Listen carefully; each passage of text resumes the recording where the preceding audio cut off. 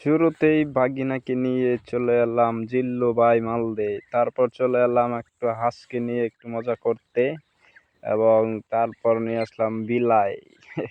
আমি যেখানে যাই সেখানেই সে চলে যায়। তো আমি এখানে ঘুরতে আসছি, এখানে ঘোরার মাঝে ও চলে আসছে। ও ঘোরাঘুরির মাঝে সে শরীর হাং করছে, ও করছে সেই করছে, নিজেই মজা নড়ছে। ঠিক আছে, আমাকেও আমার সাথে আসার সময় এরকম। তারপর চলে আসলাম হাঁসকে নিয়ে, হাঁসের খাবার দিতে। রাজা হাঁস, তাদের খিদা লাগলে মিনিমাম 1 কেজি মতো খেয়ে ফেলে ব্রয়লার। তো এখন সবাই মনে করে খাচ্ছে। আমরা ওই রাজা হাঁস পালি, অনেক একটা খামার আছে, এই খামারের অনুযায়ী আমরা খাবার টাবার দেই। চলে এলাম পরে, এখন একটা হাঁসকে দেখাচ্ছি। আমাদের এই হাঁসের জন্য অনেক বাড়িঘরে অনেক জায়গা লাগে। সো দেখেন, এই যে প্রত্যেকটি হাঁস একটা মাঝে 1 কেজি 1.5 কেজির মতো ওজন আছে।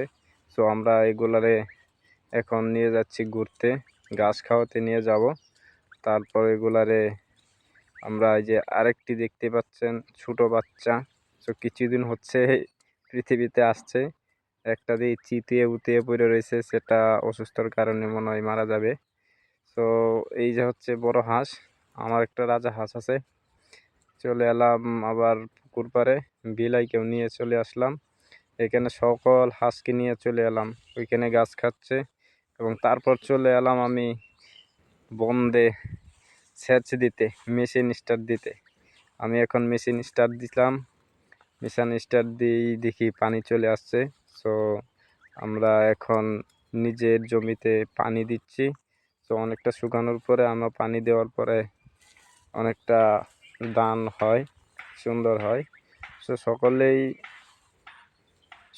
সকলকেই ধন্যবাদ আমার এই সব কিছু মনোরঞ্জন দেখানোর জন্য। এই হলে আমাদের দৈনন্দিন জীবন। ধন্যবাদ সকলকে।